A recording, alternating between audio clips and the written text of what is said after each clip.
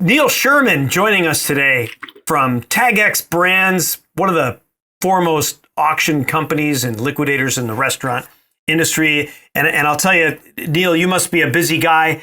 Everybody's talking about the restaurant industry right now. We're coming out of the pandemic, and I'd like you to share with us what you see as happening in the industry right now relative to restaurants. Well, David, thank you for inviting me, and thanks for the opportunity. I appreciate it. What a long, strange trip the last year has been, shall we say. It's going into it as things were hitting the fan a year ago, March of 2020.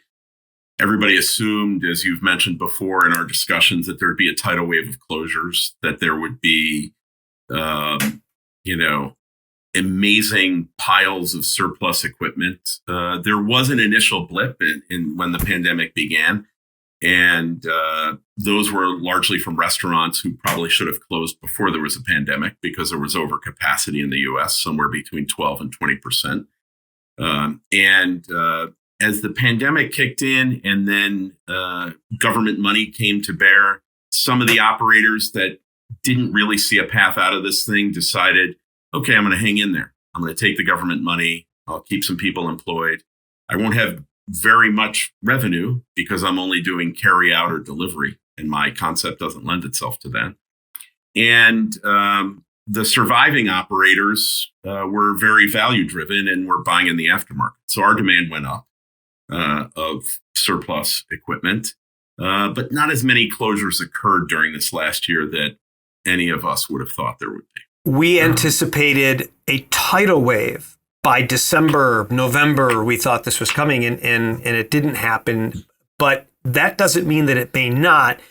You have referred to restaurant owners as being scrappy and independent, and those people are hanging in there.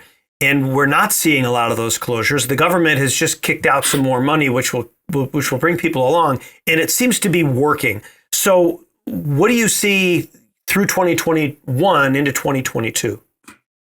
So I agree with you that government, and you mentioned before it was fairy dust, sprinkle it on and keep everybody going. The survivability of a restaurant food service operator is second to none in terms of their need to survive with perishable products and everything else. So they're buying in the aftermarket, keeping that going. But I see now, when the dust settles, there's the reality of a business that you need more revenue coming in than, expenses going out. And historically, restaurants, C-stores, supermarkets, areas where we operate on very thin margins. And if the government in many places still has constraints on capacity, that's just a recipe for disaster. So I think in the next 12 to 24 months, we'll see a slow burn of locations closing.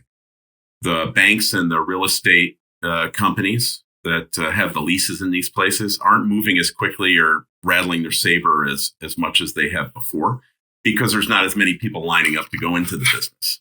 So what is the line from The Godfather? Dead men don't pay. And so if you put the person out of business and there's no one lining up to go into it, what are you going to do? So I think people are being very judicious in their steps. So from that point, let's talk about the equipment that's in this restaurant, in this kitchen, as collateral. Both of our clients are banks and bankruptcy professionals, and oftentimes the stuff that's in there is pledged as collateral. So what happens when the bank finally says, "Hey, Mr. Jones, it's time to do this"? Is this good collateral still? Was it good collateral before? How has that changed through the pandemic? Sure. So many of the times that you get brought in on an overall enterprise. What is the value of the business, operating, value of the other assets? The contents have obviously much greater value in place for the next operator or the current operator than they would in the aftermarket if you pull it out because of the leasehold improvements that were conducted to make those a reality, assuming that the next operator could use that. I think that to this point, the used market has held in the restaurant food service business and has even been higher than it's historically been. I don't know how long that'll last.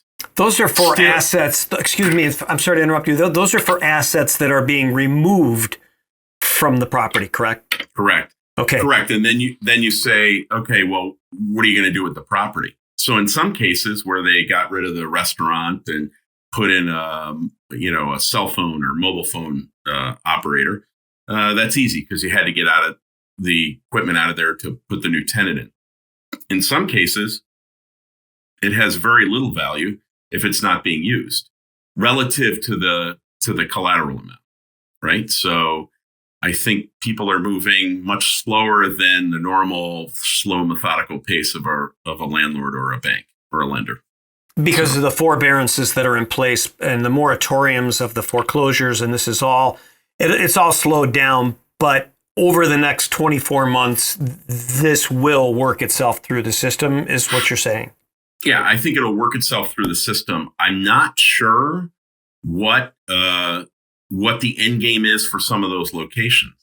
I mean, if you, I think 2 years ago, and we're a national company, so I spend about a month in Southern California and a month in Texas.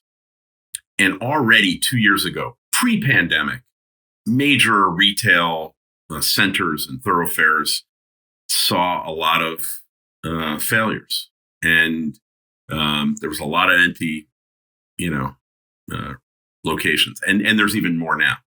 Now, alternatively, if the real estate has a drive-through, because everybody wants to drive through now, or has a smaller footprint, the operators are getting much more engaged in that, and everybody wants a piece of that action. So it's interesting. You point out that the flight from the retail mall, the mall location, and those kinds of places has hurt the restaurant industry. Is the same thing going to happen in commerce centers now that people are working from home? These downtown restaurants in certain centers, what's going to happen to those people? It's brutal. I was on the phone with a client the other day who has a number of locations, two of which are in Chicago. One is in the Merchandise Mart, which is one of the biggest office/showroom buildings in the world. And he closed it. And I said, well, what happened? And he said, well, it's tough to make a living on 8% of the occupants showing up every day. And I thought to myself, Lord, I mean, unbelievable. Then in the Hancock building, or whatever it's called now, one of the biggest buildings in the world, he closed the location. He goes, that's a little better. It had 12% occupancy. 12% in downtown Chicago. You know that area. Yeah. By Water Tower and everything else. These are beautiful areas, and they are just hurting. Now, there's near-term pent-up demand for people to go to those places. So they want to go out to dinner. They want to, entertain. But no one's meeting. There's many businesses across sectors that are not allowing any outside guests to come visit their people. And many of their people are working from home, So yeah, big sea changes business-wise, and as our society reinvents how we mingle and eat and be social and do business. And all of this will impact how the the restaurant industry is going to come out of this pandemic. And as you said at the beginning of this, we're not through it yet for the restaurants, and it's a long time coming. Neil, really good information and insightful. We'll come back and revisit this soon. I really appreciate your time. Thank you. Thanks, David. Appreciate it.